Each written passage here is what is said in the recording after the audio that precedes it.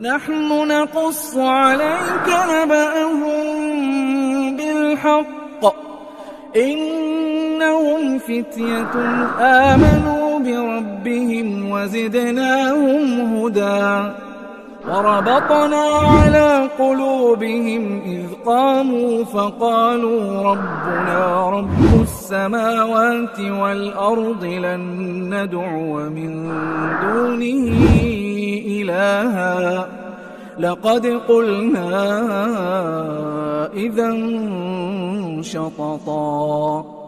بسم الله. Assalamualaikum warahmatullahi wabarakatuh. Alhamdulillah hamdan katsiran thayyiban mubarakan fi kama yuhibbu rabbuna wa yarda. Asyhadu an la ilaha illallah wahdahu la syarika lah wa asyhadu anna Muhammadan abduhu wa rasuluh. Wassalatu wassalamu ala Rasulillah wa ala alihi wa ashabihi wa man tabi'ahum bi ihsanin ila yaumiddin.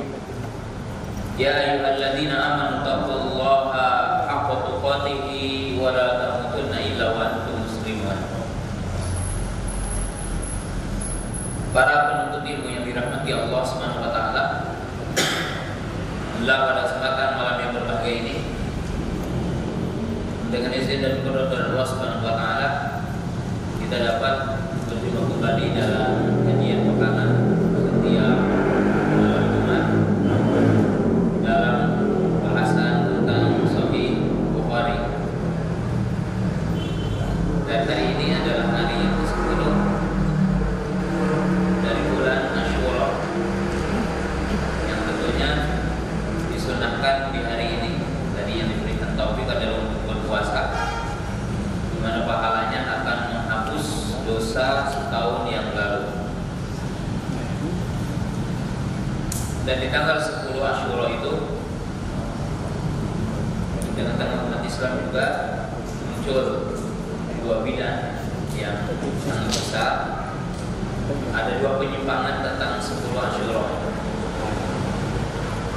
Penyimpangan yang pertama yaitu apa yang dilakukan oleh orang-orang Rafidhah, orang-orang Syiah, di mana dijadikan hari Asyura itu adalah sebagai hari berkabung, Yaumul Huzn, hari bersedih, sehingga mereka melakukan bentuk niyaha, yaitu hari melakukan peratapan.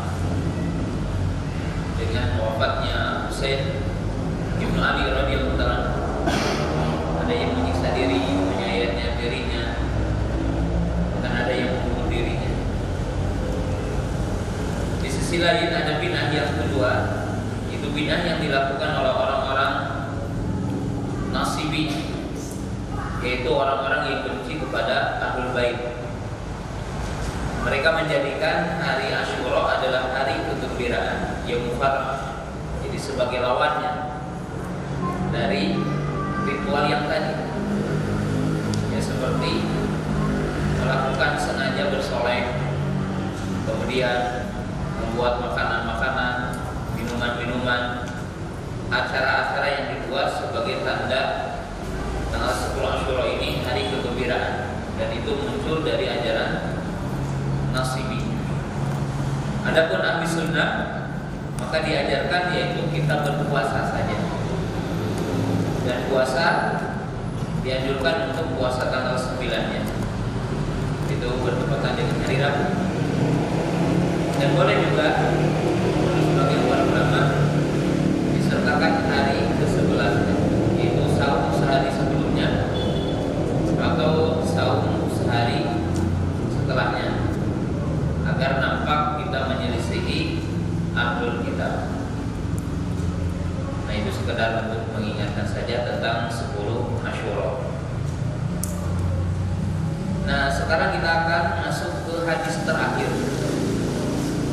dalam kitab Badil Wahyi, yaitu tentang pembahasan awal turunnya wahyu dan bagaimana wahyu itu turun kepada baginda Nabi Sallallahu Alaihi Wasallam. Hadis yang ketujuh yaitu pada bab yang ketujuh. Dan hadis ini cukup panjang sekali ya, panjang sekali hadisnya. Tapi kita akan membacakannya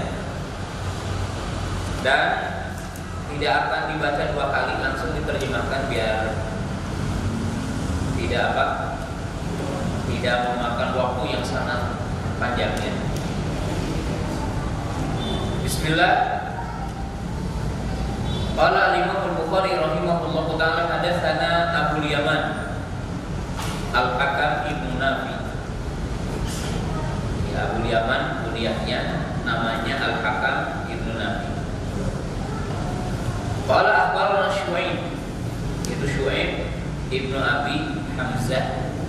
Syu'aib Ibnu Abi Hamzah. Qala an-Zuhri.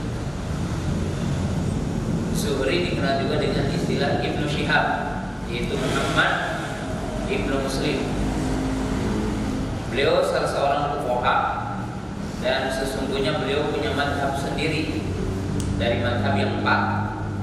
Jadi Abu Hanifah, Imam Malik, Imam Syafi'i, Imam Ahmad, dan Imam Zuhri tidak bermadhab kepada madhab yang empat ya. Beliau mustaqil itu menyendiri. Beliau dikenal juga dengan Ibnu Syihab. Nama aslinya adalah Muhammad Ibnu Muslim. Qala akhbarani Ubaidullah Ibnu Abdullah Ibnu Utbah Ibnu Mas'ud. Jadi Abdullah Ubaid bin Mas'ud.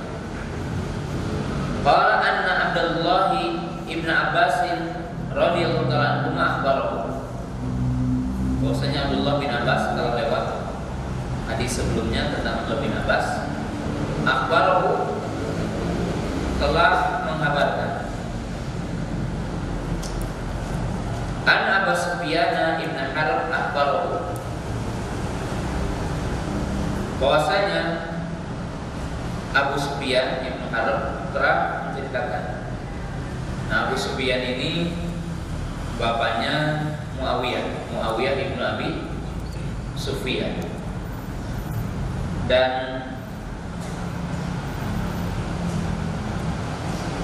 Abu Sufyan ibnu Harb itu termasuk orang yang lambat masuk Islam. Jadi masuk Islamnya tidak termasuk sabiqunal awwalun. Beliau dikisahkan atau yang populernya masuk Islam setelah Futuh Mekah. Jadi setelah Futuh Mekah.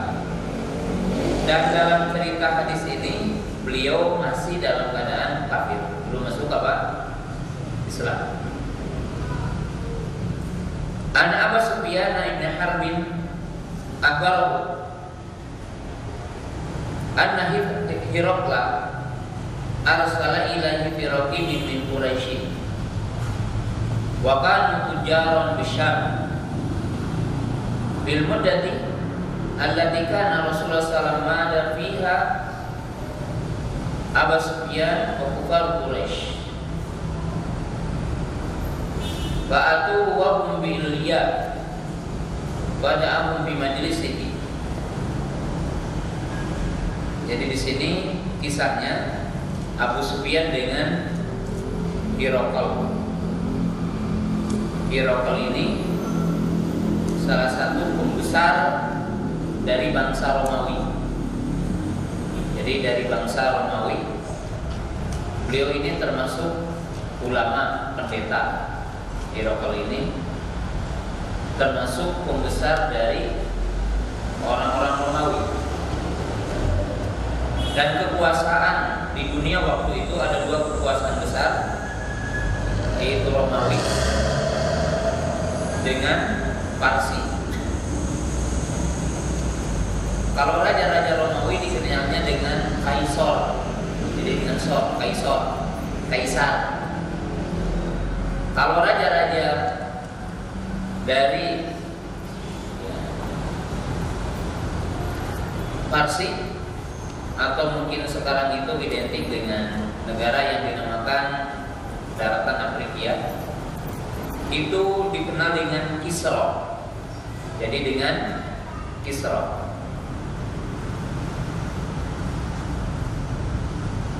Jadi kekaisaran, ada Kaisar, ada Kisra. Itu dua kerajaan besar waktu itu. Kalau diistilahkan sekarang itu seperti Soviet dan Amerika. Jadi dua kekuasaan yang sangat kuat di waktu itu. Dan keadaan Abu Sufyan seperti biasanya bahwa orang-orang kufar Quraisy ataupun orang-orang Arab Quraisy itu punya kebiasaan melakukan perjalanan jual beli tijarah.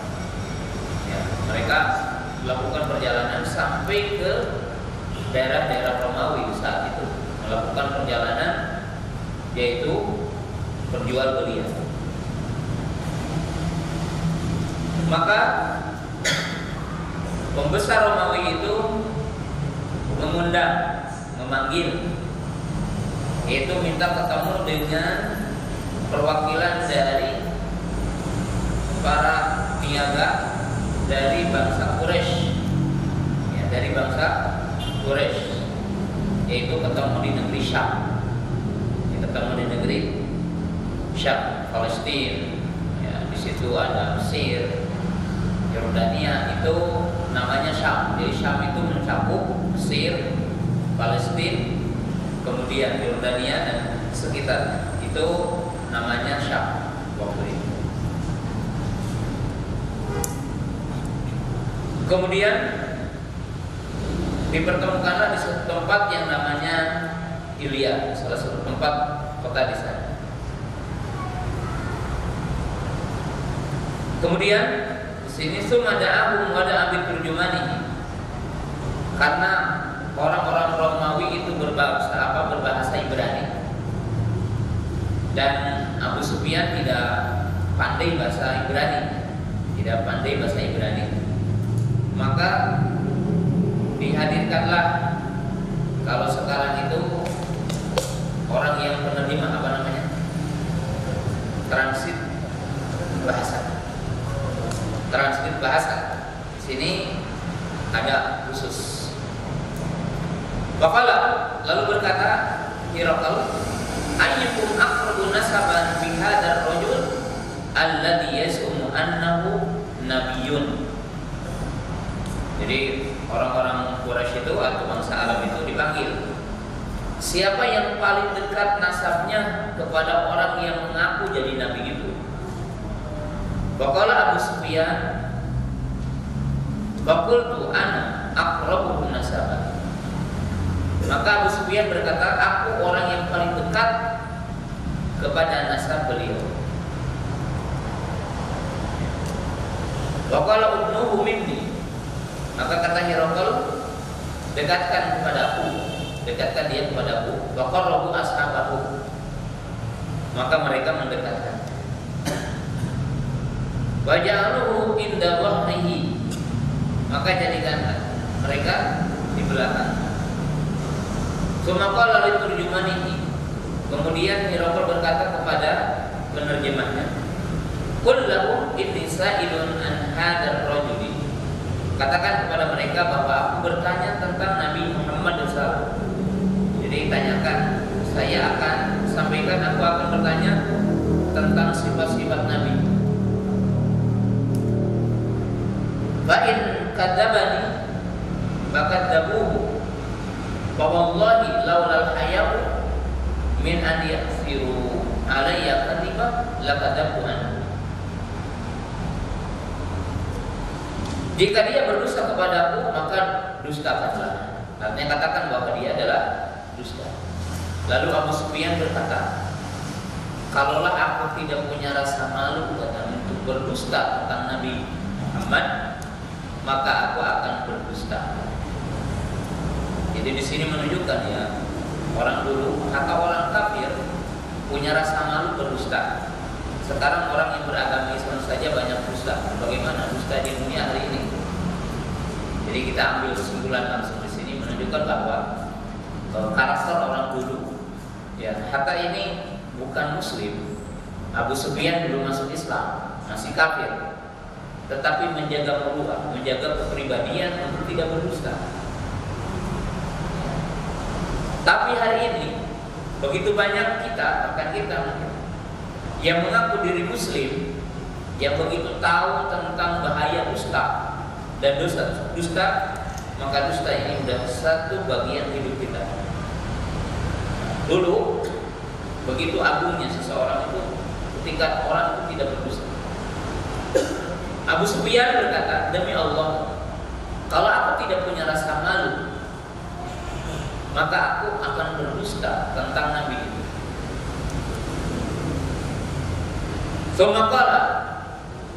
Summa kana awwala ma sa'alani anhu an qala kaifa nasabu fikum qultu huwa fina duna sabin. Pertanyaan pertama, apa pertanyaannya kata Abu Sufyan? Dia bertanya kepadaku tentang nasabnya. Jadi bagaimana nasab nasab Nabi Sallam di tengah-tengah kalian?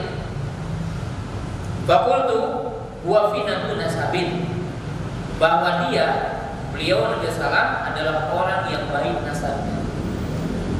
Ya, jadi dari keturunan baik, dari bangsa, dari Quraisy. Quraisy itu suku terbaik. Maka dalam hadis ini juga menunjukkan bahwa orang-orang hebat itu memang dari nasab yang baik. Dan Nabi SAW yang dipilih oleh Allah Ta'ala sebagai Nabi, dipilih oleh Nabi SAW, dipilih oleh Allah Ta'ala sebagai Rasul. Jadi Allah memilih Muhammad SAW sebagai Nabi, Allah memilih Muhammad SAW sebagai Rasul, itu dari nasab yang baik. Maka demikian juga pemimpin-pemimpin muslim. Itu kan ada syarat ya pemimpin muslim. Apalagi kalau itu adalah syaratnya adalah khalifah. Kalau khalifah mesti dari Quraisy, ya. Kalau khalifah untuk seluruh dunia. Dan para ulama membahas tentang bolehkah mengangkat pemimpin seperti dari keturunan bezina, ya, waladul babi, jadi imam sholat waladul babi, kemudian mengangkat imam dari budak, dan itu ada syarat para ulama. Karena nasab itu adalah sangat penting. Maka Nabi SAW diangkat dari manusia yang tentunya nasabnya sangat terhormat. Ya. Bakala fahal qala hadzal qaula minkum ahadun qattun qablahu qultulah.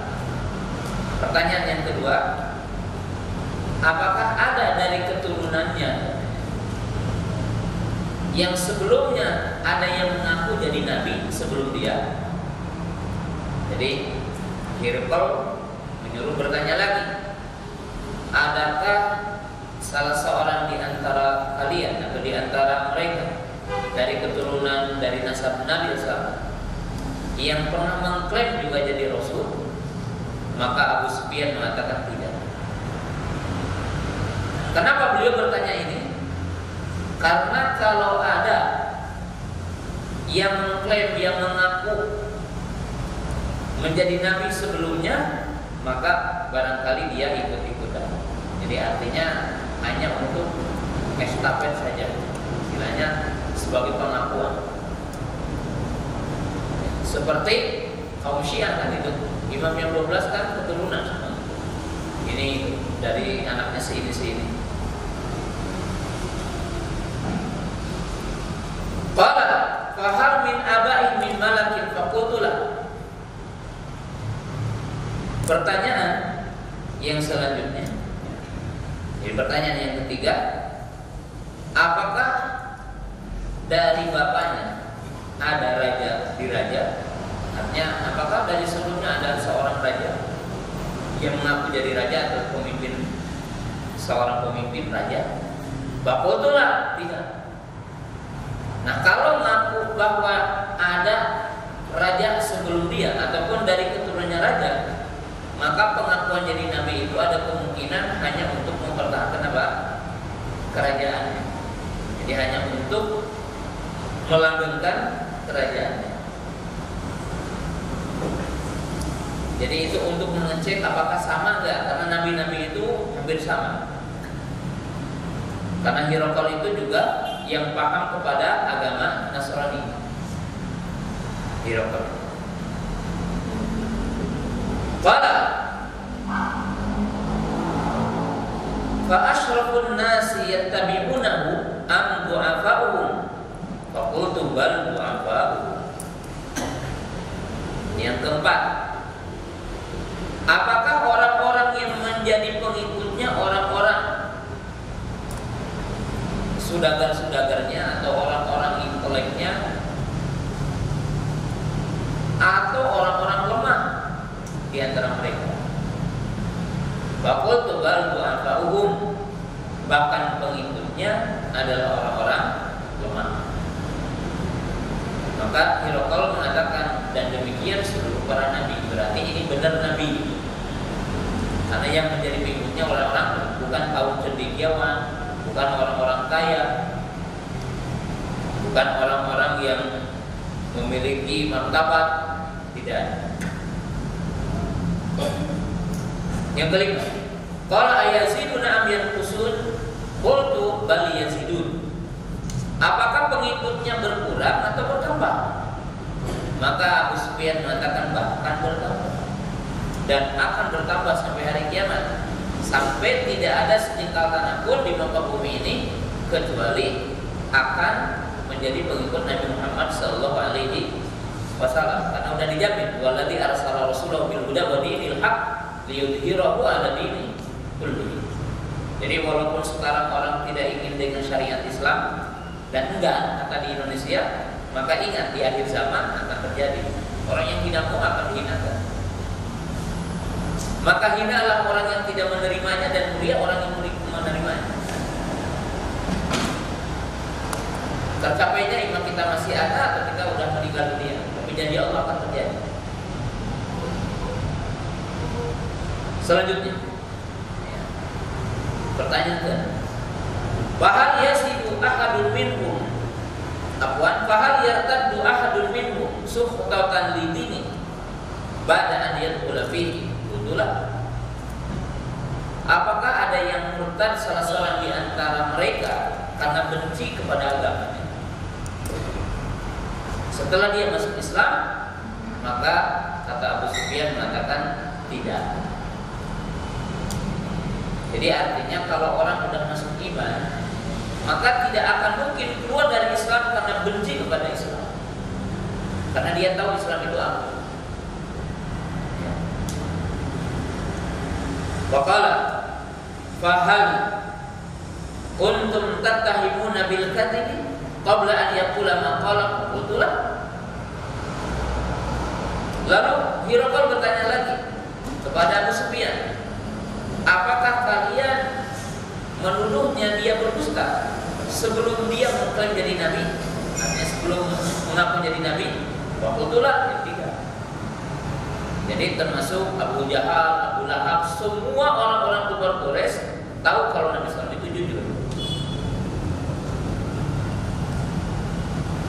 Bahkan mereka juga mengatakan, seandainya engkau memberitakan di belakang gunung ini ada musuh, maka aku akan mengendarkan, karena saking jujurnya Nabi SAW. Dan nanti di sini menunjukkan bahwa Yahudi dan Nasrani itu tidak menerima syariat Islam karena hasad saja.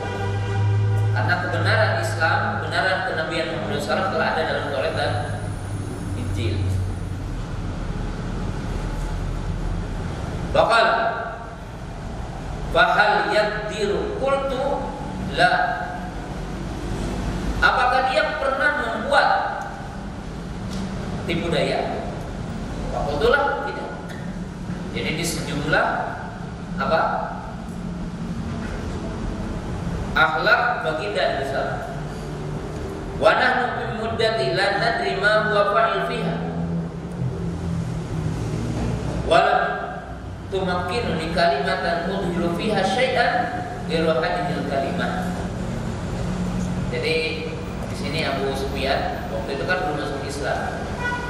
Dia menceritakan bahwa Beliau tidak pernah berdusta dan beliau tidak pernah berbuat apa?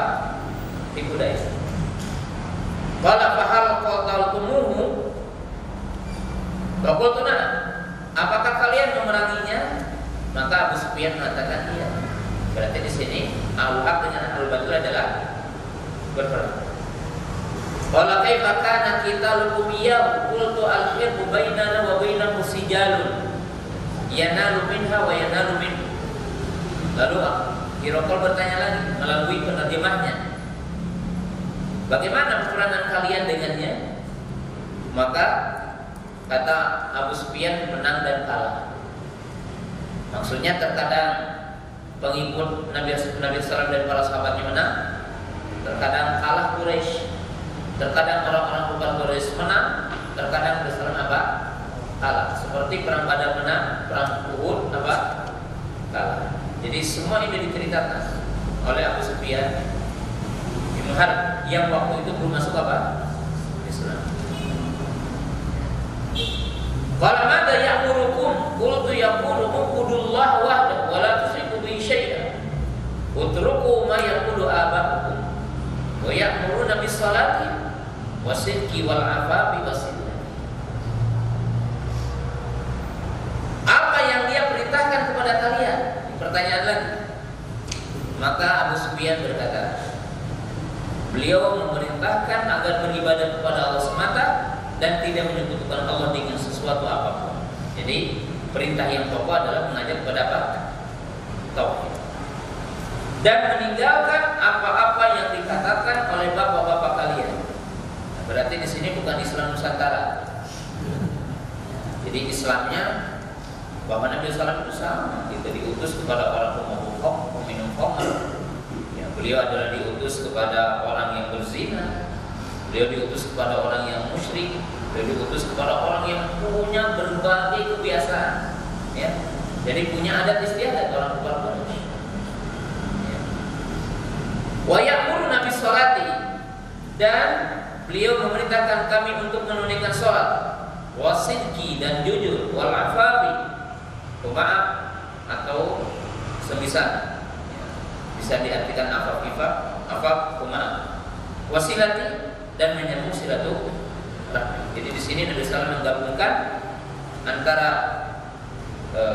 ibadah kepada Allah dan berbuat baik kepada sesama apa? Manusia. Jadi ini kesempurnaan Islam. Wa qala liturjumani, lalu Hiraqal berkata kepada penerjemah, "Qullah, katakan kepadanya, sa'altuka an nasabihi, aku bertanya kepadamu tentang nasabnya. Pada kata annahu fikum nasab, maka dzalika rusulukum afu min nasabi qaumina." Ketika aku bertanya kepadamu tentang nasab, lalu kamu mengatakan dari nasab terbaik, maka demikian juga para rasul diutus dari nasab kaumnya. Tapi nasab kaum yang apa? Terbaik pilihan. Bagaimana mungkin orang yang akan memimpin, orang yang akan memberi nasihat, ya bukan dari nasab yang baik. Tapi nasab yang baik tidak mesti yang dimaksud apa? Dalam dua hal. Bukan nasab dalam arti orang yang punya kekuasaan, bukan nasab dalam arti yang punya apa? Kata. Tapi yang dimaksud nasabin apa? Dari yang bermartabat dari sisi akhlak. Jadi dari yang bermartabat dari sisi akhlak. Wa sa'altuka qala ahadun minkum hadal qawla fadzakarta an la wa qultu law kana ahadun qala hadal qawla qablahu la qultu rajulun yata'assi bi qawli qila qabla. Lalu Hiraqal mengatakan alasan kenapa aku bertanya apakah ada orang yang mengatakan ini sebelum dia diutus, dan Abu Sufyan mengatakan tidak. Maka kata Hiraqal mengatakan, sebab katanya kalau ada orang yang berkata seperti ini, maka berarti Nabi SAW itu hanya ikut-ikutan dengan kaul orang sebelumnya. Jadi kan kalau ada orang mengaku jadi nabi palsu ya banyak juga ya. Sama-sama aja seperti itu. kemungkinan akan seperti itu. Tapi ternyata tidak ada. Berarti ini pasti bahwa beliau adalah seorang Rasul. Wa sa'altuka hal kana min abaihi min malakin fadzakarta an la. Qultu kalau kana min abaihi min malakin fa qultu rajulun yatlubu malaka abihi. Lalu kata Hiraqal, ketika aku bertanya kepadamu, ya, apakah ada seorang raja sebelumnya dari keturunannya, maksudnya dari bapaknya atau kakeknya, ya, seorang raja, maka engkau mengatakan tidak. Maka kata Hiraqal, kemungkinan kalau dari orang seperti itu, maka dia semata-mata mencari kerajaan dari keturunan bapaknya, artinya mewarisi kerajaan dari bapaknya. Wa sa'aluka hal tattahimuna bil kadhibi qabla an yaqula ma qala wa dzakarta an la wa qad arifu annahu lam yakun liyanzura al-kadhiba 'ala an-nas wa yukadzibu 'ala Allah. Dan ketika aku bertanya kepadamu, apakah orang-orang pernah menuduh dia berdusta sebelum dia mengaku jadi nabi? Dan engkau Abu Sufyan mengatakan tidak. Maka dari sisi ini saya tahu bahwa dia tidak mungkin akan berbuat dusta kepada manusia dan berdusta atas nama Allah. Jadi nabi itu sudah punya satu syarat untuk diterima apa yang dikabarkannya, di mana beliau tidak berdusta, tidak pernah berdusta. Wa sa'altuka asyrafun nasi ittaba'uhu am du'afa'uhum wa dzakarta an du'afa ittaba'uhu wa hum atba'ur rasul. Dan ketika aku bertanya kepadamu tentang para pengikutnya, apakah orang-orang yang terhormat di antara mereka atau orang-orang lemah, dan kau mengatakan orang-orang lemah, maka demikianlah katanya pengikut para rasul dari masa ke masa. Jadi ini benar rasul, karena setiap rasul pengikutnya adalah orang-orang yang lemah. Wa sa'altuka ayazidun am yanqusun pada kataan annahum yazidun, bahkan dari amrul imani hatta yatimna. Lalu ketika aku bertanya kepadamu, apakah bertambah mereka atau berkurang? Maka engkau mengatakan bertambah. Maka demikian juga iman sehingga sempurna. Jadi iman sehingga sempurna. Wa sa'altuka al yartaddu ahadun suhtatan lidini ba'da an yadkhula fihi wa dzakarta an la, maka dari kal iman mungkin antu khalitu basyashatal qulub. Ya. Dan ketika aku bertanya, apakah ada orang yang murtad setelah dia masuk Islam karena benci kepada agamanya? Engkau mengatakan tidak ada. Maka demikian juga iman ketika telah masuk kepada hati seseorang. Jadi iman ketika masuk kepada hati seseorang maka akan menjadi kuat dan tidak akan pernah pudar. Wa sa'altuka hal yaqdir, dan ketika aku bertanya apakah dia pernah membuat tipu daya, pada kata anda, dan kau mengatakan tidak. Maka dari Rasulullah yaqdir, dan demikian juga para rasul tidak ada yang pernah membuat rekayasa tipu daya seperti ini. Wa sa'altuka bima ya'murukum pada kata annahu ya'murukum an ta'budullaha wa la tusyriku bihi syai'an wa yanhaakum an ibadatil awthani wa ya'murukum an sholati wal afafi fa in kana ma taqulu haqqan fa sayamliku mawdi'a qadamihi. Kemudian dijelaskanlah ketika aku bertanya apa perintahnya, memerintahkan ibadah kepada Allah semata, tidak boleh menyekutukan Allah, memerintahkan sholat, memerintahkan jujur, memerintahkan pemaaf, silaturahmi, dan melarang untuk menyembah berhala. Apa kata beliau? Jika apa yang dikatakan kamu wahai Abu Sufyan benar, maka Nabi ini benar-benar akan menguasai di mana aku sekarang berkuasa. Di sini alamat menaruh buah, karena Nabi sekarang setelah itu menguasai Romawi dan Parsi. Yang turun surat apa? Gulibati Rum.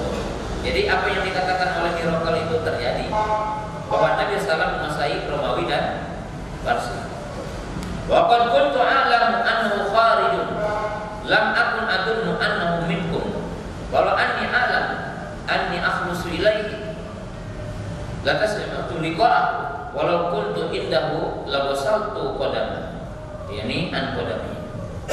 Jadi kata Hiraqal, kalaulah aku ini ya bisa untuk menemuinya, maka aku betul-betul akan melakukan perjalanan yang berat untuk menemuinya. Dan jika aku menemuinya, katanya, artinya bertemu dengan Nabi SAW, betul-betul aku akan mencuci kedua kakinya. Nah, ini perkataan apa? Hiraqal. Jadi perkataan Hiraqal ini dalam kisah ini. Kemudian setelahnya ini adalah berupa surat Nabi SAW kepada Hiraqal. Kita potong dulu. Sepotong ini dulu hadisnya. Kita ambil kesimpulan dulu. Ini cerita dialog antara Hiraqal dengan Abu Sufyan. Hiraqal itu salah satu pembesar dari bangsa Romawi. Kalau di kita, di umat Islam namanya ulama, dia adalah seorang pendeta. Jadi seorang pendeta ya, yang dibawahi oleh seorang penguasa. Nah, dulu dikenal ya, kalau Romawi itu Kaisar, kalau Parsi itu apa? Kisra. Jadi kalau Parsi adalah Kisra. Itu dalam istilah-istilah dikenal dalam kekuasaan di saat itu. Di saat itu. Dan Romawi itu ada dua. Romawi itu ada dua. Atau Rom, kekuasaannya itu ada dua. Pertama Romawi yang dimaksud sekarang Italia. Dan yang kedua adalah Konstantinia yang dikenal sekarang apa? Turki atau Istanbul. Nah, dalam sejarah bahwa Nabi Shallallahu Alaihi Wasallam itu sangat ingin ketika terjadi dua kekuasaan besar antara Romawi dengan Parsi, maka Nabi SAW ingin menang Romawi atas Parsi.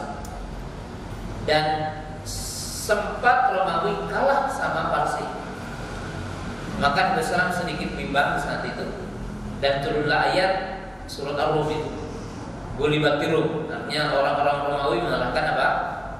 Parsi. Kalau Romawi adalah agamanya apa? Nasrani. Kalau Parsi agamanya apa? Majusi.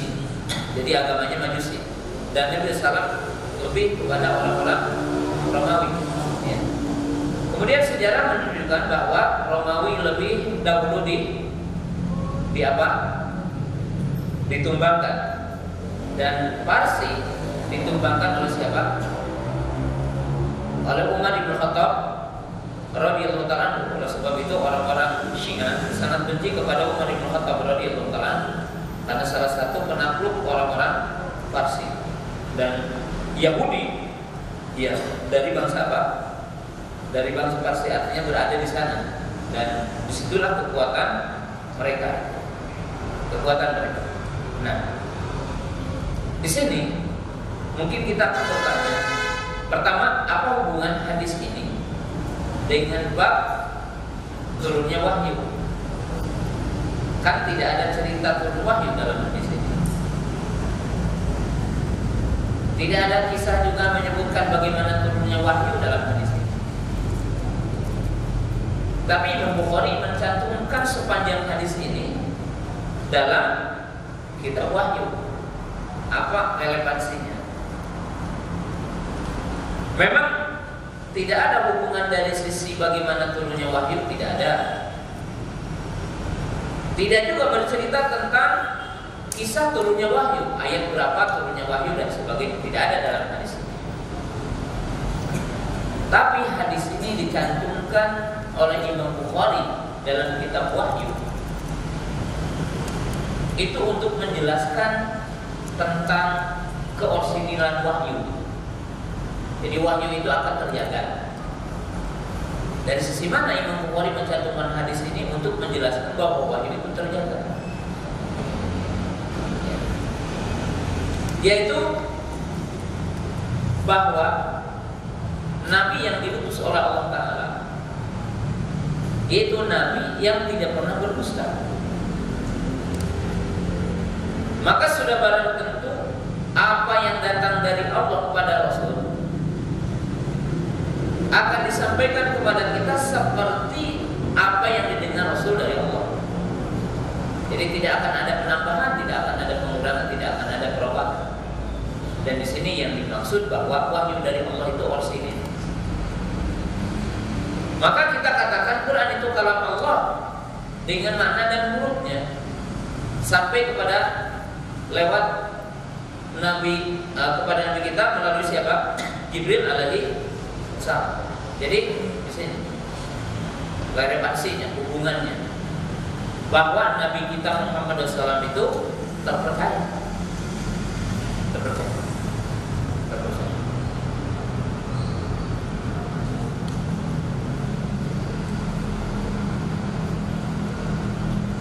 Ini dari sisi berkaitan dengan wahyu. Kemudian yang kedua, bahwa pada sisi Nabi SAW telah berkumpul syarat-syarat. Sebentar ya, mati semenit. Dan pada hadis ini juga dikaitkan bahwa pada Nabi SAW itu telah berkumpul syarat-syarat untuk menjaga wahyu. Jadi perangkatnya telah ada. Amanah, tidak pernah berdusta, tidak pernah berbuat rekayasa dan sebagainya. Maka ini adalah sisi Nabi SAW itu tidak akan ada cacat kepada wahyunya, karena perangkatnya sudah sempurna untuk menjaga wahyu. Sampai di sini kita teruskan. Insyaallah kita ulangi bahasanya. Bismillah. Alhamdulillah wassalatu wassalamu ala Rasulillah wa ala alihi wa ashabihi wa man tabi'ahum bi ihsanin ila yaumiddin, amma ba'd. Para penuntut ilmu yang dirahmati Allah Subhanahu wa taala. Jadi ini sekali lagi berupa dialog, yaitu sejumlah pertanyaan dari Heraklius kepada Abu Sufyan. Dan Abu Sufyan tentunya adalah paman dari Nabi Sallallahu Alaihi Wasallam.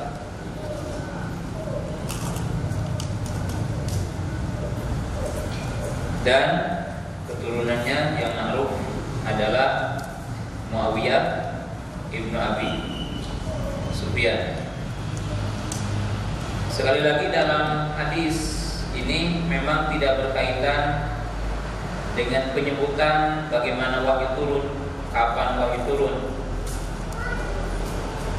Tidak ada cerita di dalamnya secara lengkap berkaitan dengan permasalahan wahyu.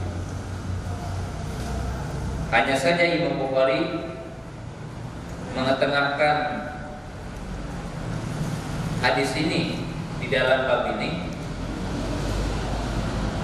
yaitu berkaitan dengan dua poin penting tadi, bahwa wahyu yaitu Quran yang dibawa oleh Nabi SAW itu terjaga.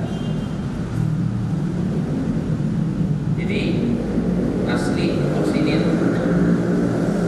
datang dari Allah kepada Nabi Muhammad SAW, dan Nabi SAW menyampaikan seperti apa yang beliau terima dari Allah melalui Rasulnya, yaitu Jibril alaihi salam.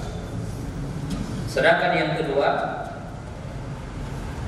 pada sisi Rasul telah terkumpul syarat-syarat untuk tidak cacatnya periwayatan Quran. Jadi tidak ada celah untuk mencacati Nabi Sallallahu Alaihi Wasallam sehingga apa yang disampaikannya cacat.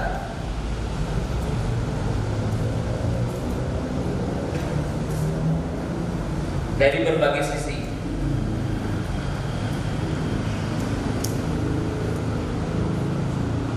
Maka tidak ada segala sesuatu yang bisa untuk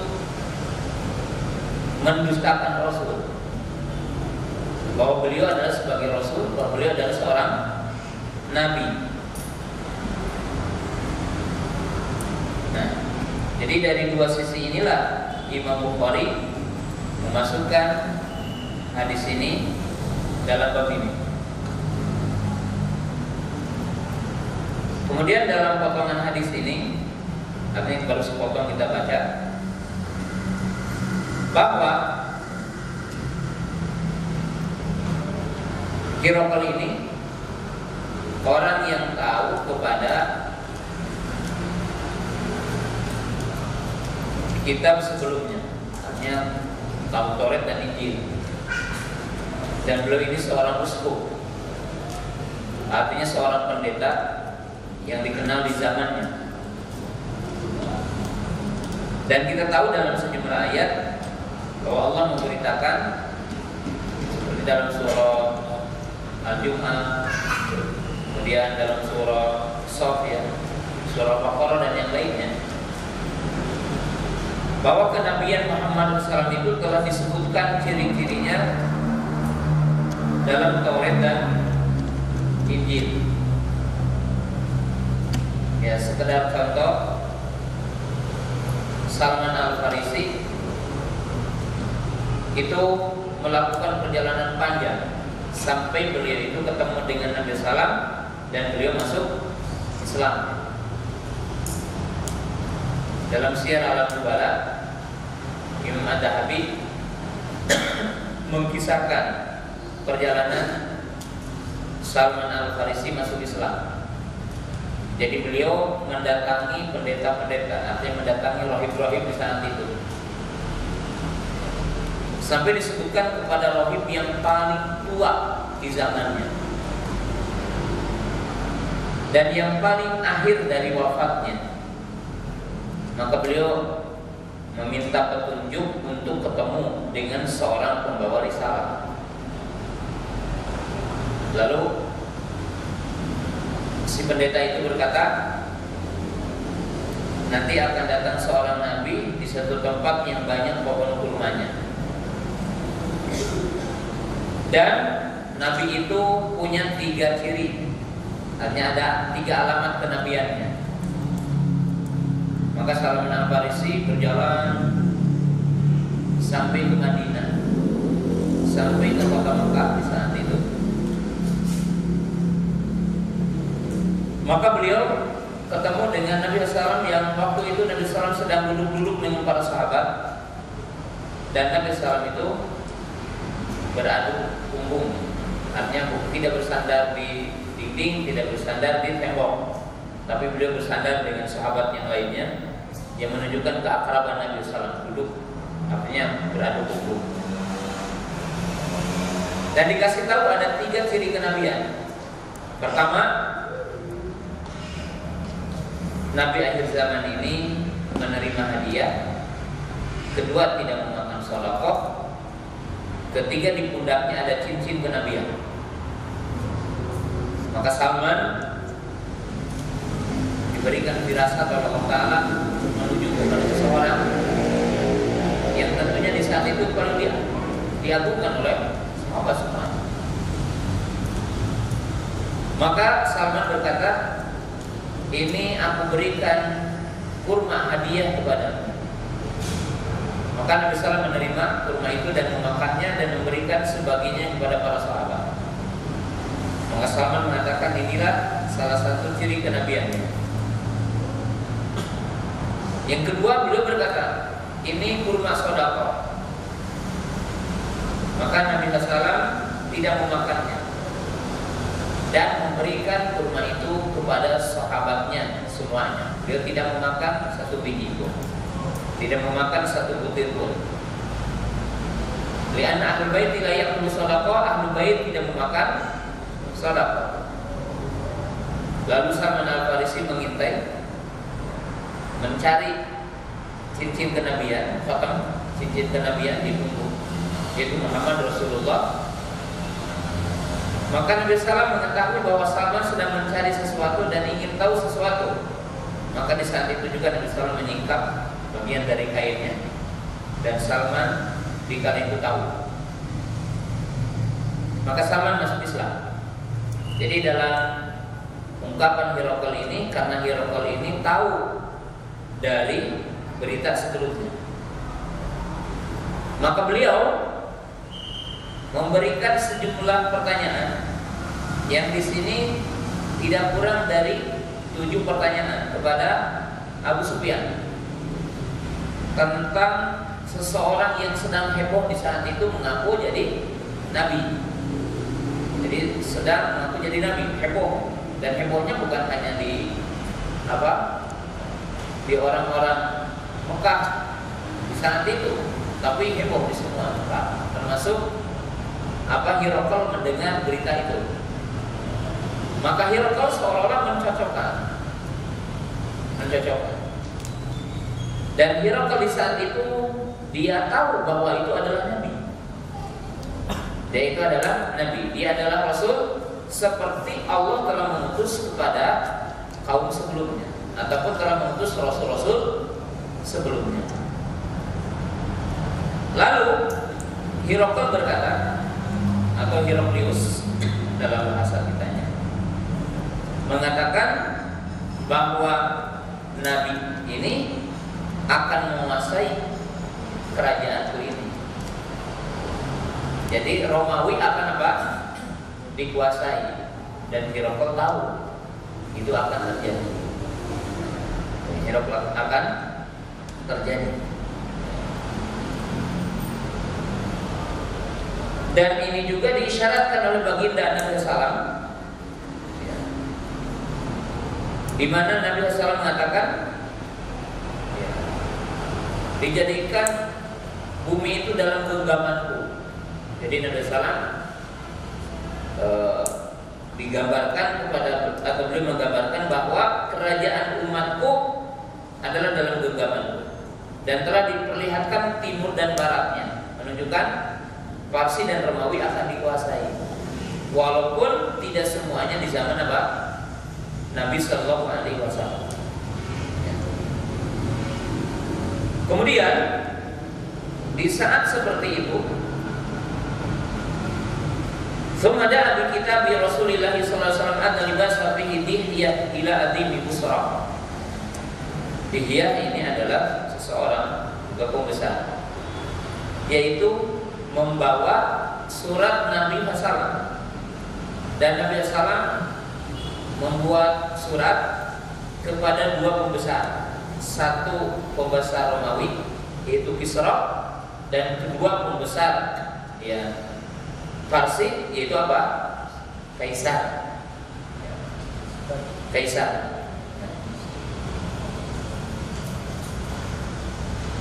Kemudian diserahkanlah kepada Heraklius. Apa isinya? Diperhatikan surat Al-Salam. Faida fihi Bismillahirrahmanirrahim. Min Muhammad ibn Abdullah Rasulillah ila Herakla azimir ruh. Salamun ala man ittaba'al huda. Amma ba'du. Fa ini ad'uka bi ayatil Islam aslim taslam. Yu'tikallahu ajraka marratain wa in tawalaita fa alayka ismal harisiyin. Sementara kata ya ahlal kitab ta'alu ila kalimatin sawa'in bainana wa bainakum alla na'budu illallah wa la nusyrika bihi syai'a wa la yattakhidhu ba'duna ba'dan arbaba min dunillah fa in tawallaw fa qul asyhadu bi anna muslim. Nah, ini isi surat Nabi Sallam. Ya, lihat di sini.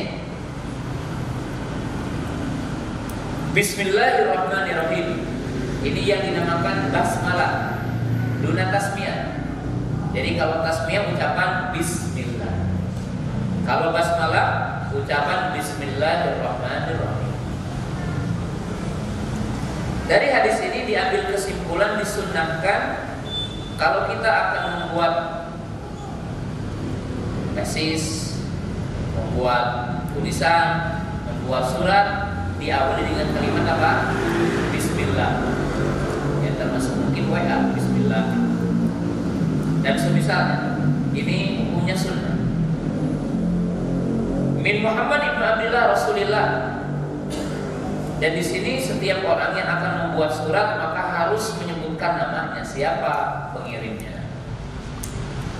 Jangan Ustaz dengan anak, Ustaz, siapa anak itu? Sering kan doa itu, Ustaz dengan anak, siapa anak itu? Sebutkan anak bulan, itu ada ya, termasuk ada. Misalnya memperkenalkan Muhammad. Dan tidak mengapa mencantumkan gelar jika itu diperlukan. Artinya di sini Rasulullah, gitu ya. Karena ini satu yang penting, karena di sini bentuk ajakannya. Tidak mengapa. Kalau di situ adalah diperlukan. Qala ila Herakla Azimir Rum, kepada Heraklius Azimir Rum. Di sini ada boleh mengakui kedudukan orang. Kata orang kafir, diakui kedudukannya. Maka saya bilang kepada orang-orang ya yang tidak mengakui presiden Indonesia, katakan orang yang tidak mengakui Pak Jokowi presiden itu orang gila. Dia harus diakui. Presiden Amerika siapa? Donald Trump. Kalau orang tidak mengakui orang gila. Bukan menyanjung dia sebagai kafir, bukan. Tapi harus diakui. Nabi Sallam mengakui. Kalau Azimir Rum. Dan tidak mengapa kita menyebutkan kepandaian orang, tapi bukan takjil, bukan sebagai apa? Bukan sebagai pengagungan kepada non-muslim. Kita katakan umpamanya ini ahli mesin, si fulan ini ahli pesawat dan sebagainya, silakan boleh. Nabi SAW mengakui kira ini. Dan di sini tentunya dalam berdakwah hendaklah orang juga menempatkan kedudukan orang pada kedudukannya. Hal itu sebagai pintu menyentuh hati seseorang atau hati manusia. Lihat di sini, Nabi SAW mengatakan ilahi rabbul azim. Salaman ala man ittaba'al huda. Jadi di sini kan Nabi SAW melarang kita memulai Yahudi dan Nasrani mengucapkan apa? Salam. Tetapi di sini beliau menyebutkan ucapan salam. Berbeda ya, karena di sini ada takyid liman ittaba'al. Jadi keselamatan bagi orang yang mengikuti apa?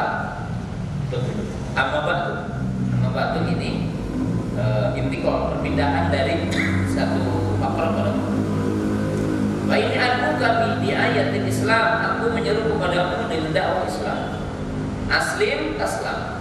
Masuk Islam kau akan selamat dunia dan akhirat. Ya, di dunia tidak akan diperangi otomatis. Di akhirat akan selamat dari api neraka. Yu'tikallahu ajraka marratayn. Engkau jika masuk Islam, maka Allah akan memberikan ganjaran kepadamu dua. Dan Nabi SAW mengatakan dalam hadis yang lain, ada 3 kelompok orang yang akan mendapatkan 2 pahala. Jadi ada 3 kelompok orang yang akan mendapatkan 2 pahala. Yang pertama, seorang yang menemukan kenabian sebelumnya dan dia membenarkan kenabian Muhammad, mau Yahudi atau Nasrani, yang dia beriman kepada Nabi sebelumnya, lalu beriman kepada Nabi Muhammad SAW, maka dia dapat 2 pahala, karena dia beriman kepada 2 Nabi, beriman kepada 2 Rasul, dan beriman kepada 2 kitab di zaman aja, dan kitab apa? Yang dibawa oleh Nabi kita Muhammad Sallallahu Alaihi Wasallam. Yang kedua, siapa yang akan dapat 2 pahala? Dan itu diriwayatkan dalam, nanti akan ada dalam Sahih Bukhari. Sini tapi di tempat lain, yaitu orang yang punya budak perempuan, hamba saya perempuan, dia mengajarinya, memerdekakannya, dan menikahinya. Jadi ini pahala tarbiyah, termasuk seorang bapak yang mendidik anaknya, dia akan dapat 2 pahala. Atau orang mendidik anak yatim lalu menikahinya, maka dia dapat 2 pahala. Yang ketiga adalah orang yang punya pekerja, dia menunaikan haknya dan dia berbuat baik kepada pekerja itu, maka dia akan dapat 2 pahala. Salah satunya di sini. Ba'in tawalaita fa'alaika ismil irdisin. Kalau engkau tidak menerima agama ini, maka engkau juga akan menanggung dosa pengikutnya. Jadi di sini kalau seorang pemimpin yang banyak pengikutnya dan dia melakukan penyimpangan, maka dia akan menanggung beban dosa dari pengikutnya. Ini bahaya. Orang yang mengajarkan maksiat, orang yang mengajarkan bid'ah, gitu ya, dia akan menanggung beban orang yang mengikuti. Ini bahaya. Kemudian beliau membacakan surah Ali Imran ayat 64, yaitu ajakan kepada tauhid. Nah, di sini ingin menyampaikan 2 poin penting dengan ayat ini. Jadi Nabi kita Muhammad SAW ingin menyampaikan 2 poin penting. Pertama, bahwa seluruh agama para nabi adalah satu, yaitu apa? Islam. Yang kedua, ajaran pokok para nabi adalah apa? Tauhid. Maka dikatakan dia ahlul kitab ta'ala ila kalimatin sawa'in bainana wa bainakum alla na'budu illallah wa la nusyrika bihi syai'a.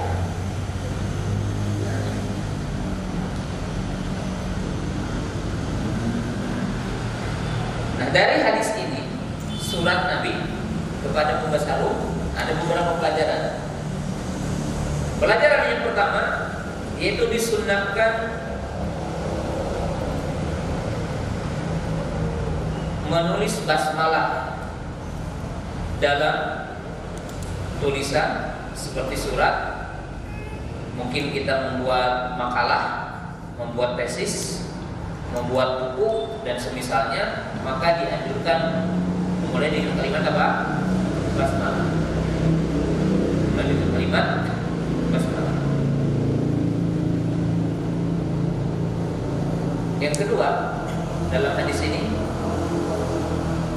adalah orang yang mendakwahi manusia, artinya mendakwahi manusia itu menempatkan kedudukan orang pada kedudukan.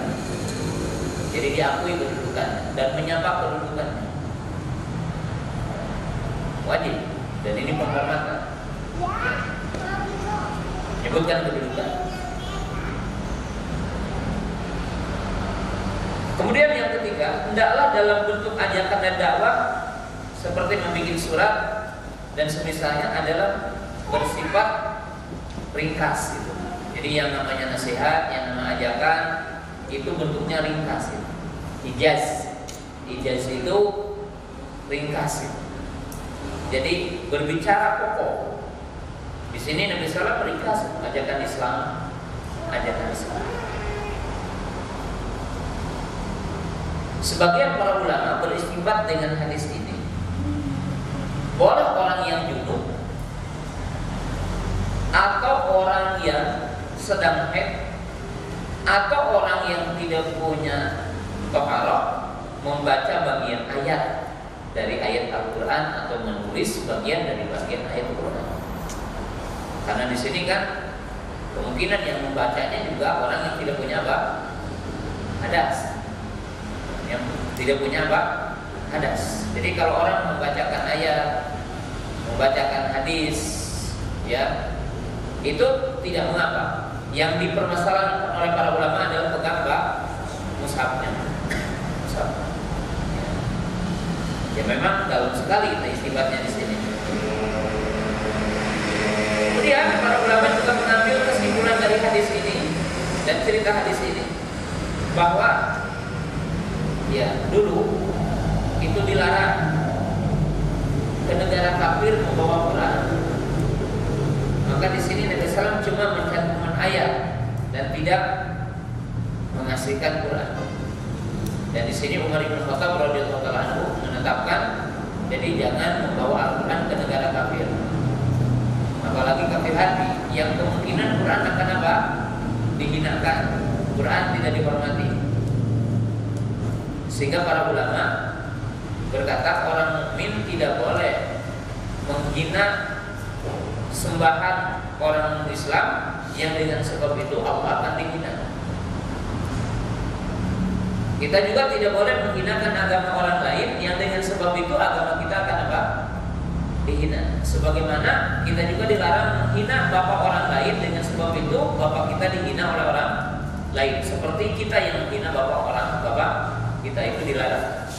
Itu alasan yang disebutkan oleh para ulama.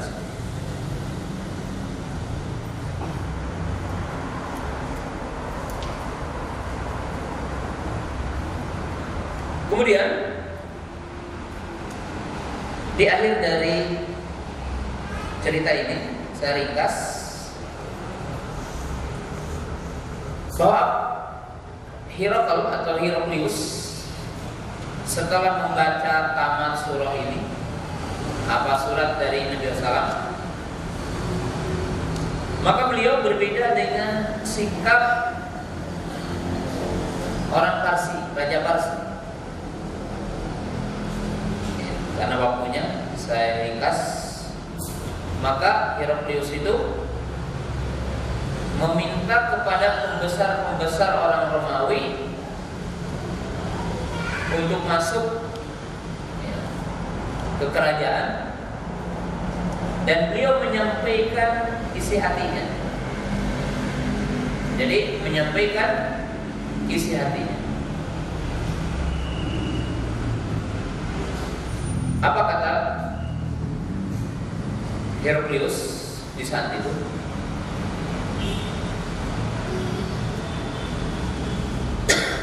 Beliau mengatakan, ketika telah berkumpul semua pembesar-pembesar dari kaumnya itu, maka Heraklius berkata, sungguh telah muncul seorang nabi dari umat ini. Jadi Heraklius itu berkata, apa-apa yang telah disebutkan dalam Taurat dan Injil ini telah datang. Telah datang. Lalu beliau berkata, ya ma'syarul Rum, hal lakum min falan wa rushdi wa an yathbuta mulkukum wa tutabi'u hadan nabi. Wahai seluruh pembesar bangsa Romawi, yang bahasanya apakah kalian ingin menang, ingin jaya, dan ingin tetap kerajaan ini ada, jadi tidak akan tumbang, tidak akan kalah, akan senantiasa kuat, dan nanti akan terus menerus ada kerajaan Romawi ini, maka silahkanlah kalian mengikuti nabi ini. Jadi Heraklius itu ketika mendapatkan surat dari Nabi SAW ini dalam keadaan bimbang. Kenapa? Karena dengan pengetahuan beliau apa yang ada dalam berita sebelumnya telah dia dapatkan, dan ciri-ciri itu telah ada, dan apa-apa yang ada dalam isi surat dari Nabi SAW sama inti. Maka beliau dalam keadaan bimbang. Lalu di saat seperti itu beliau mengumpulkan pembesar-pembesar. Dia berkata, wahai pembesar Rum, kalau kalian ingin tetap jaya, ingin tetap menang, dan ingin tetap eksis kerajaan kalian ini, maka ikutilah nabi ini. Dan telah digembok semua pintu kerajaan. Maka tiba-tiba pembesar-pembesar dan orang-orang yang dikumpulkan oleh beliau ini berteriak semuanya. Jadi bahasanya demo. Mereka melakukan demo, ya, membuat gejolak. Dan mereka sibuk mau keluar, tapi udah semuanya dikunci. Kalau malah Hiraql tahu, maka tatkala Hiraql tahu bahwa perkataannya ini, ya, membuat mereka seperti itu, maka Hiraql berkata, "Ini qultu maqalatan alifan aqtabiru biha hiddatakum ala dinikum." Maka Hiraql berkata, ucapan aku tadi itu hanyalah untuk memuji bagaimana komitmen kalian dan kuatnya komitmen kalian kepada agama kalian. Maka doa itu aku telah menikah. Pas saja bilang walau anu, mereka tersungkur sujud kepada Hiraql dan mereka itu. Bahkan ada di akhir sya'ni Hiraql, maka itulah akhir dari kehidupan Hiraql. Heraklius yaitu mati dalam keadaan apa? Kafir, tidak mati dalam keadaan apa? Iman. Jadi tidak mati dalam keadaan iman. Nah, dari apa yang kita ambil dari cerita akhir Hiraql atau Heraklius, bisa kita ambil kesimpulan. Ya. Hiraql ini ada dalam istilah para ulama kita, zaka lakin ghairu zaka, zaka lakin ghairu aqil, zaka ghairu zaka, atau zaka lakin ghairu aqil. Heraklius ini orang cerdas, tapi tidak memiliki kesucian jiwa. Karena Heraklius sendiri dapat kita lihat bagaimana cara beliau memuji Abu Sufyan dan bagaimana cara beliau bertanya. Dan kita pun tahu keilmuan Heraklius, orang yang cendekiawan, pandai. Tapi Allah tidak memberikan kesucian jiwa padanya. Ya, jadi tidak menemukan kesucian jiwa di dalamnya. Kenapa? Ya tidak menerima Islam. Walaupun beliau apa? Pandai. Ya, pandai. Maka di dalam Quran kan disebutkan ya arifunahu kama yarifuna abna. Kama yarifuna abna. Jadi tahu tapi dia tidak mengamalkan apa yang dia tahu. Itu Hiraql. Seperti Jaham bin Safwan, Wasil bin Atha, dan tokoh-tokoh ahli bidah. Tokoh-tokoh ahli bidah. Maka Allah memberikan zakat tetapi tidak memberikan apa? Zakat. Mereka tidak suci jiwanya, sehingga tidak tunduk kepada Quran dan Sunnah. Tidak Quran dan Sunnah. Sebagaimana orang-orang Khawarij. Maka di situ bahaya penyakit hati. Kemudian dari sisi ini bahwa manusia itu bahaya ketika dia mengikuti dua perkara. Dia akan terhalang dari petunjuk. Ada dua perkara yang paling membahayakan orang, yang bisa menghalangi orang dari petunjuk.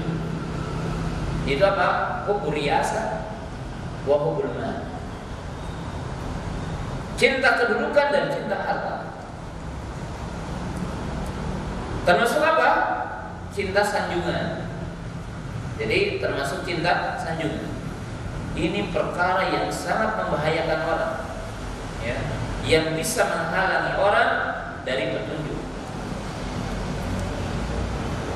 Sehingga ada istilah beda pendapat tidak masalah, tapi beda pendapatan yang itu masalah. Ya, antara ustaz, antara kiai kan bisa bertengkar, tapi beda pendapat nggak ada masalah.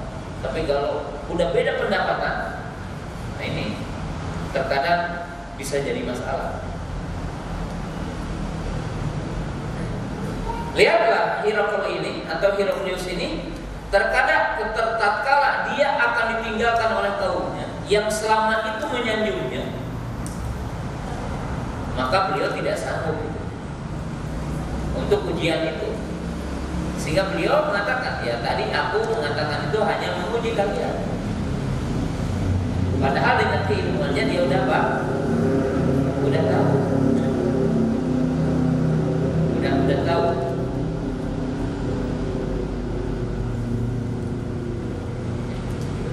Udah tahu, benar-benar. Beliau udah tahu. Beliau Allah tidak memberikan hidayah kepadanya. Kenapa? Karena tadi Buriasa Bahulman. Ya. Kemudian di antara poin-poin yang ada dalam hadis ini, bahwa semua orang yang menentang kebenaran umumnya adalah hasad dan min indi anfusihim. Rasa hasad yang ada dalam hati mereka. Jadi rasa hasad yang ada dalam hati mereka.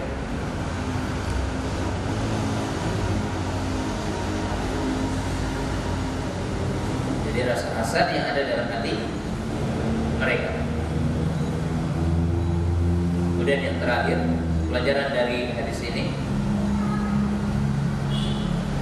bahwa apa yang dikabarkan oleh Nabi SAW, apa yang diberitakan oleh Nabi SAW itu terjadi seperti apa yang diberitakan.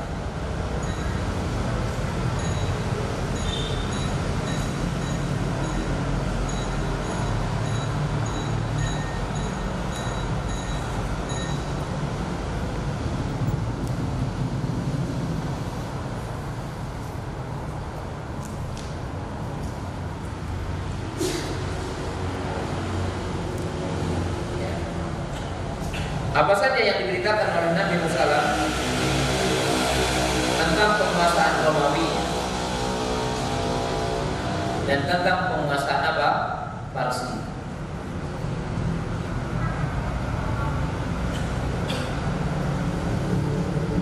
Nabi SAW mengatakan, saya belum hukum mati ila ada wakala.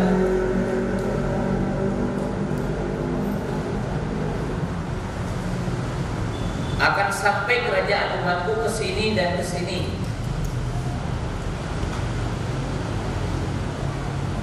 Dan umat Islam ini akan menguasai dua perhiasan dunia, ya, emas dan perak.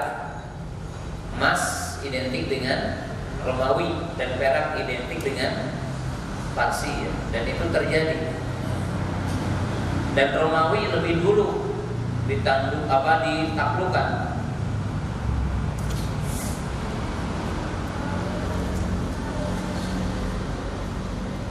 Kemudian apa?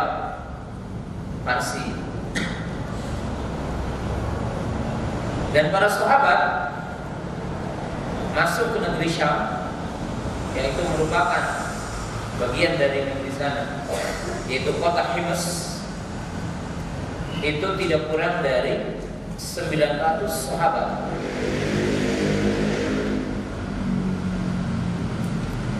Ya, awal kemenangan itu salah satunya adalah di bawah kepemimpinan Abu Ubaidah Ibnu Jarrah radhiyallahu ta'ala anhu.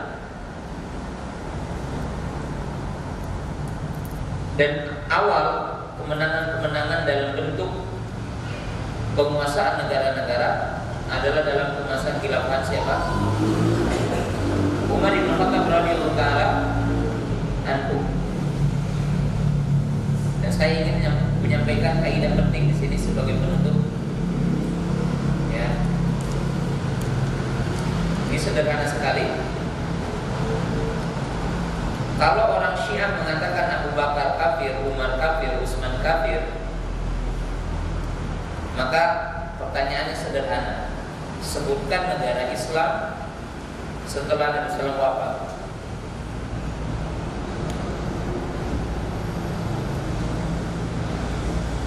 Kalau Abu Bakar dan Umar dikatakan kafir, berarti negaranya apa? Negara kafir. Jadi negara kafir. Jadi orang Syiah itu tidak punya sejarah negara Islam. Yang ada mereka negara kafir. Itu satu, itu sederhana. Makanya tidak ada orang masuk Syiah di pagi hari kecuali sorenya akan lebih dulu dari kambing piaraan. Jadi tidak ada orang masuk Syiah di pagi hari kecuali sorenya akan menjadi lebih tolol daripada kambing piaraan. Karena musmakul. Kemudian yang kedua, tinggal tanya aja, nenek moyang kamu muslim atau kafir? Sebab yang membawa Islam adalah para sahabat. Kalau para sahabat dikatakan kafir, berarti nenek moyangnya adalah apa? Kafir, bukan apa? Bukan muslim. Maka itu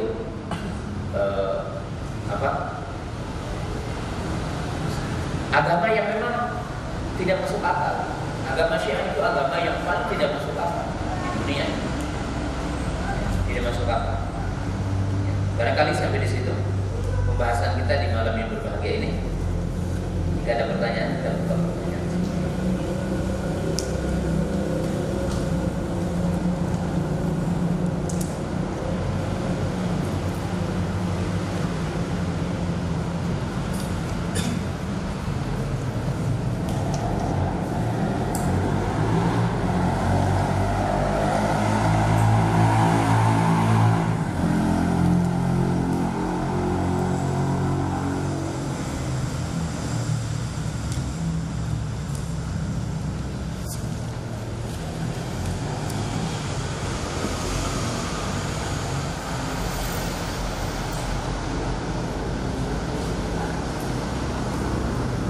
Apakah boleh puasa Asyura tanpa batasan tambahan 1 hari sebelum atau sesudahnya? Boleh.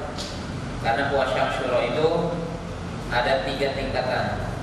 Yang pertama hanya di hari ke-10-nya. Ya. Yang kedua disertakan tanggal 9-nya. Dan yang ketiga disertakan hari setelahnya.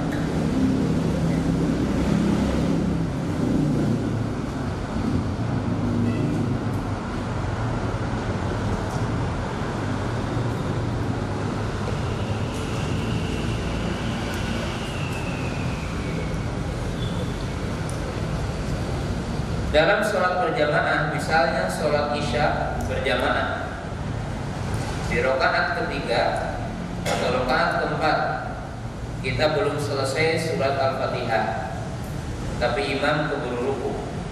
Apakah kita ikut ruku atau selesaikan? Wallahu ta'ala, kalau tidak terlalu jauh dan kita mau selesai, maka selesaikan. Ya.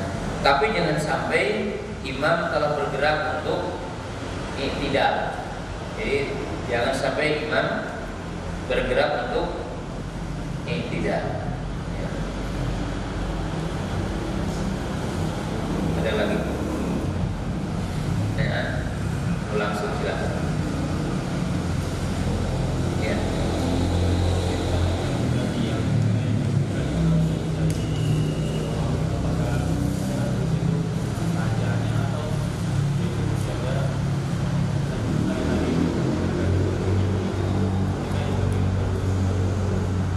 Iya, Heraklius itu dia seorang pendeta. Dia seorang pendeta. Kalau di kita sekarang di umat Islam itu namanya ulama. Jadi seorang uskup, seorang penasehat, ya, seorang penasehat di kalangan orang-orang Romawi di saat itu, termasuk bagian orang terpenting dalam sebuah kerajaan. Jadi bukan rajanya,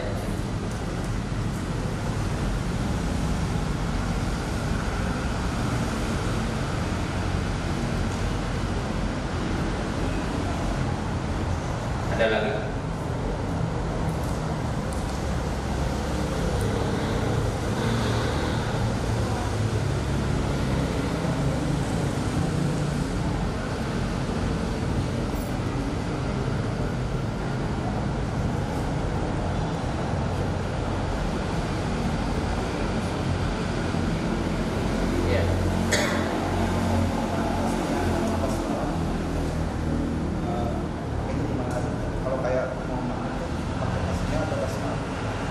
Makan, mewudu itu tasmiyah, bukan basmalah. Jadi kalau kita makan bismillah, tidak bismillahirrahmanirrahim. Kita menyembelih bismillah, bukan bismillahirrahmanirrahim. Tasmiyah, samillah, ucapkan apa? Bismillah.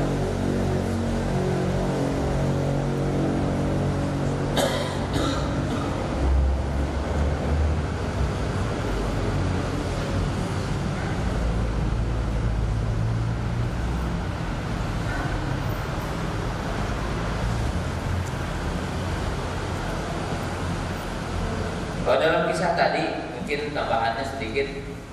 Tadi saya janjikan tapi belum disebutkan, antara Romawi, Raja Romawi atau pembesar Romawi dengan pembesar Parsi dalam sikap bedanya. Kalau Raja Parsi itu kan merobek surat Nabi Musa. Kalau pembesar Romawi membacanya, maka Nabi Musa itu berdoa untuk orang-orang Parsi, Allahumma mazikhu kullam mazak. Ya Allah, hancurkanlah kerajaannya sebagaimana dia menghancurkan tulisanku, artinya surat dari Nabi Sallallahu Alaihi Wasallam. Maka kerajaan Parsi itu tidak ada sampai hari ini. Artinya tumbang dan tidak ada peninggalannya. Tidak ada peninggalannya. Berbeda dengan raja atau pembesar Romawi di saat itu. Dan dari situ bisa kita ambil kesimpulannya. Hal yang penting dalam agama kita bahwa menyepelekan hukum Allah, menyepelekan syariat Allah, menyepelekan syiar Allah itu sudah barang tentu akan mendatangkan murka Allah Ta'ala. Jadi akan mendatangkan murka Allah Subhanahu wa Ta'ala. Seperti mungkin dalam kisah-kisah hadis yang nyata di zaman para sahabat, Tuhan Nabi SAW mengatakan, kul biyaminik, minum makan dengan tangan kanan, minum dengan tangan kanan. Dikisahkan ada orang yang makan dengan tangan kiri, lalu Nabi SAW menegurnya agar dia makan dengan tangan kanannya, tapi dia menolak dan menyepelekan, maka Allah mengadabnya di saat itu juga. Jadi di saat itu juga, sehingga tangannya tidak bergerak. Itu sebagai dalil ukubah, dalil bahwa setiap bentuk penyelisihan kepada hukum Allah itu akan mendatangkan hukuman dari Allah. Dalam contoh yang lain, bahwa Nabi Muhammad bersabda, jika salah seorang di antara kamu bangun dari tidur, maka jangan memasukkan telapak tangannya ke sana, sehingga mencuci tiga kali, karena seseorang tidak tahu di mana tidur tangannya, di mana tangannya tidur. Maka orang itu sengaja berkata, aku tahu di mana tidur tangan saya. Jadi ingin menyepelekan hadis itu dan membantah hadis. Maka tiba-tiba dia tidur dan di pagi harinya didapati tangannya masuk ke tubuhnya, diikok. Dan contoh hadis yang ketiga, Nabi SAW mengatakan, janganlah salah seorang di antara kamu pergi dari masjid ketika ia sudah mendengar suara adzan. Jadi ketika dia mendengar suara adzan, maka orang itu mengatakan, demi Allah aku akan pergi. Maka dia pergi naik kudanya, lalu dia terpeleset dari kudanya dan patah kakinya. Jadi ini sebagai dalil bahwa hukuman akan datang ketika orang melanggar hukum Allah.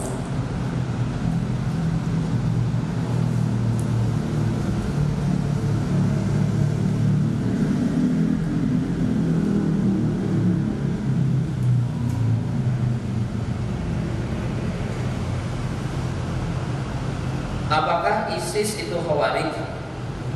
Ya benar, ISIS adalah Khawarij gaya baru.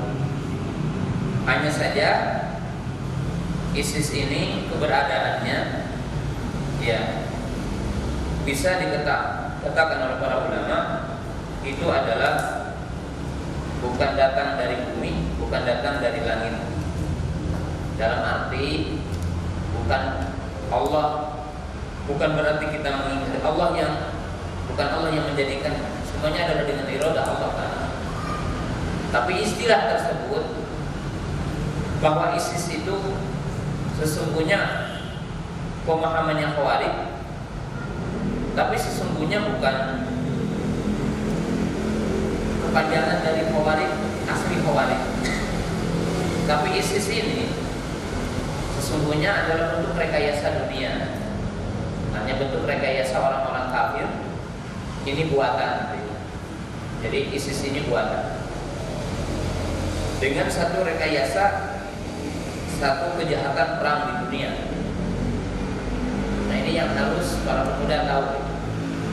Jadi buatan. Oleh sebab itu radikalisme di dunia, termasuk radikalisme di Indonesia, ya orang yang berpemahaman radikal itu ada. Itu tidak diragukannya ada. Tapi kejadian-kejadian itu adalah berupa rekayasa, yaitu rekayasa dunia dari orang-orang kafir. Orang-orang kafir di mana terjadinya, kapan terjadinya, itu semuanya rekayasa. Rekayasa. Dan orang-orang yang ikut ISIS, ya orang yang tidak tahu agama Islam. Dan tentunya juga dari berbagai sisi tidak paham Islam, jauh dari Islam. Jadi jauh dari Islam, jauh dari Islam. Oleh sebab itu para ulama mengatakan orang yang berbaiat kepada pemimpin ISIS, fa innahu bayya'u syaitan, dia telah berbaiat kepada syaitan. Bukan berbaiat kepada Ahlus Sunnah, bukan berbaiat kepada Ahlul Islam. Fa innahu bayya'u syaitan.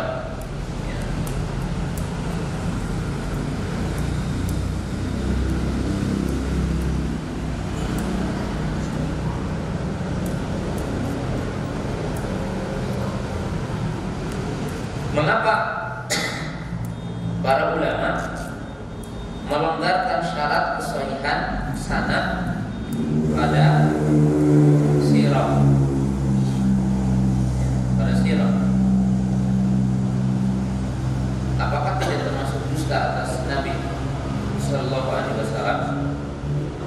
Ya, Allah Taala yang dimaksud dengan sirah bukan sirah bidati Nabi Sallallahu Alaihi Wasallam, bukan sirah pada zat Nabi Sallallahu Alaihi Wasallam, tapi sirah yang terjadi adalah setelah itu. Jadi yang terjadi setelah itu, ya. Dan perkataan ini juga tidak serta-merta seperti apa yang dipahami oleh kita, karena perlu dipahami oleh kita. Kenapa Imam Ibnu Katsir, kenapa Imam Ibnu Jarir At-Tabari dan para ulama yang lainnya sangat konsentrasi berbicara sanad tentang sirah? Karena salah satu perangkap Syiah, jadi salah satu perangkap Syiah itu ada 4. Jadi bagaimana orang-orang Syiah mensyiahkan manusia? Itu melalui 4 perangkap. Jadi Jadi bagikan mereka itu menanam jaring di sungai atau di lautan untuk menangkap ikan. Maka ada 4 langkah. Langkah yang pertama ada waktu ila mahabbati ahlil bait. Jadi langkah yang pertama itu menyeru untuk mencintai ahlul bait. Dan dari sisi ini tentunya ada kesamaan. Ahli sunnah juga mencintai ahlul bait dan mewajibkan cinta kepada ahlul bait. Cinta ahlul bait.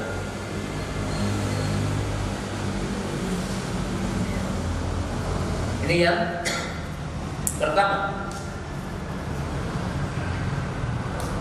Yang kedua adalah membuat kisah-kisah anak ahlul bait makbumin ribaku alaihim. Yang kedua, mereka membuat perangkap, yaitu membuat cerita-cerita bahwa ahlul bait ini terzalimi. Jadi dibikin kisah-kisah bahwa ahlul bait itu terzalimi. Jadi ahlul bait terzalimi. Ya seperti Abu Bakar tidak memberikan warisan kepada Ali, kepada Fatimah, ya, dari harta Nabi Sallam. Kemudian kisah Umar dengan Ali, kisah Utsman dengan Ali, dibikin cerita-cerita palsu oleh mereka. Dan di sini wajibnya setiap orang tahu cerita yang seperti Saqifah Bani Sa'idah menggambarkan bagaimana Abu Bakar itu rakus pimpinan di saat Ali sedang mengurus jenazah dan sebagainya. Itu cerita. Ya. Kemudian yang ketiga, tasykik. Mereka membuat ragu tentang kebenaran din kita berkaitan dengan para sahabat,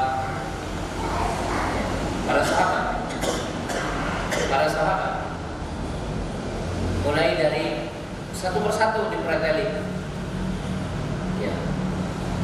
Aisyah, kemudian Ibn Abbas, bahwa ini riwayat anak kecil, gitu kan. Dan ini tidak sedikit juga ya bahwa di berbagai pemahaman, bahkan di sebagian organisasi Islam juga terpengaruh ya dengan istilah Abu Bakar ini riwayat anak kecil. Anas bin Malik ini riwayat orang tua karena beliau kan umurnya panjangnya. Riwayat orang tua ini hadisnya dhaif. Kemudian Abu Hurairah itu menitipkan perutnya kepada Rasulullah, artinya bukan Islam yang asli lah, Islam yang dunia. Itu dibikin palsu cerita-cerita Tuhan ya, Tuhan. Nah. Yang keempat itu apa? Di sini barulah Abdul kezaliman. Mereka akan melakukan pembunuhan, perencanaan, rekayasa. Dan ini perangkap Syiah dan kelicikan mereka yang harus diketahui oleh para pemuda. Bagaimana Syiah merekayasa ajaran Islam. Ya, sampai di sini bahasan kita di malam yang berbahagia ini. Dan untuk pekan depan, satu pekan insyaallah, maaf libur karena saya ada safar ya. Ada safar untuk ke Jepang dan insyaallah nanti di bulan Oktober pekan pertama kita insyaallah artinya kita mulai lagi taklim di bulan Oktober. Di akhir pekan ini kita libur dulu karena saya ingin safar berangkat hari Sabtu insyaallah. Sampai di sini pembahasan kita di malam yang berbahagia ini, dan insyaallah di bulan depan, di pekan depannya kita akan mulai kepada kitab yang baru yaitu kitab beriman. Hal-hal yang berkaitan dengan iman tentunya kita akan mengetahui